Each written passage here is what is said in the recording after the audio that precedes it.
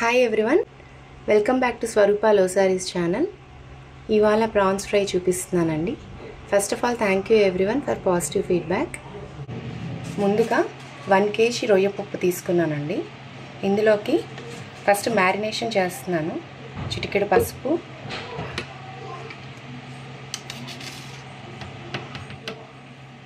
Salt 1/2 spoon, 1/2 లెమన్ని squeeze చేస్తున్నానండి. Marinate చేసుకొని 1/2 hour పక్కన పెట్టాను. మనకు కావలసిన పదార్థాలు: సాల్ట్ తగినంత, పసుపు చిటికెడు, కారపొడి 1.5 spoon, garam masala 1 spoon, blend చేసి పెట్టుకున్న ఉల్లిపాయ 4 తీసుకున్నానండి నేను, అల్లం వెల్లుల్లి పేస్ట్ 1.5 స్పూను, ఆయిల్ 2 చెంచాలు, పచ్చిమిరపకాయ చీలికలు 2 తీసుకున్నాను, కరివేపాకు, కొత్తిమీర. ముందుగా కడాయి వేడెక్కిన తర్వాత 1.5 టేబుల్ స్పూన్ నూనె వేసుకొని కాగిన తర్వాత మ్యారినేట్ చేసిన రొయ్యలను వేసుకోవాలి.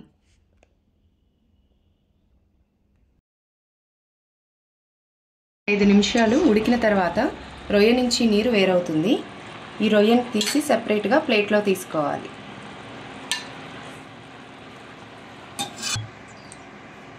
రొయ్య వేరు చేసిన తర్వాత కొద్దిగా నూనెని కడాయిలో వేసుకోవాలి.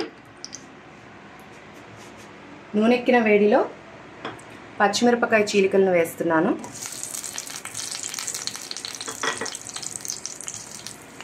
బ్లెండ్ చేసి పెట్టుకున్న ఉల్లిపాయ పేస్ట్ను వేస్తున్నాను.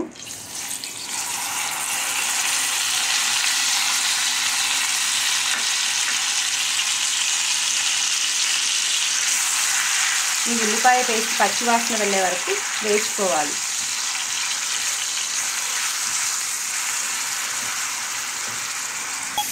ఉల్లిపాయ మగ్గిన తర్వాత ఇందులో చిటికెడు పసుపు,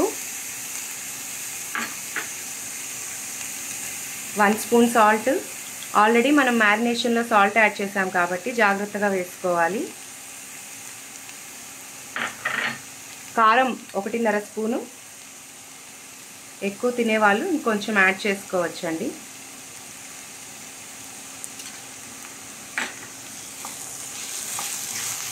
కలుపుతూ ఉండాలి. 1.5 స్పూన్ అల్లం వెల్లుల్లి పేస్ట్ని యాడ్ చేస్తున్నాను. ఇప్పుడు ముందుగా ఉడికించి పెట్టిన రొయ్య పప్పును యాడ్ చేస్తున్నాను.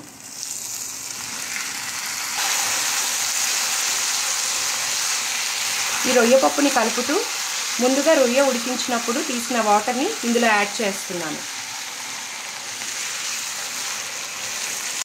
మధ్య మధ్యలో కలుపుకుంటూ ఉండాలి. లిడ్తో క్లోజ్ చేసుకోకూడదండి. ఇప్పుడు 1 స్పూన్ గరం మసాలాను యాడ్ చేస్తున్నాను. ఇప్పుడు కొద్దిగా కరివేపాకుని యాడ్ చేసుకోవాలి.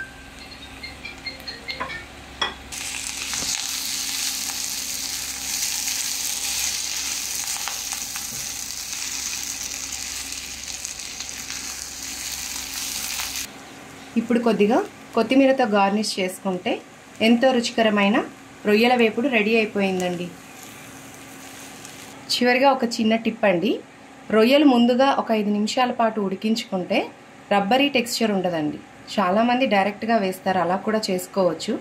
కానీ ఒక 5 నిమిషాలు ఉడికించి పక్కన పెట్టి తర్వాత మళ్ళీ ఆయిల్లో యాడ్ చేసుకుంటే మనకి రొయ్య రబ్బరీ టెక్స్చర్ లేకుండా ఎంతో యమ్మీగా ఉంటుంది.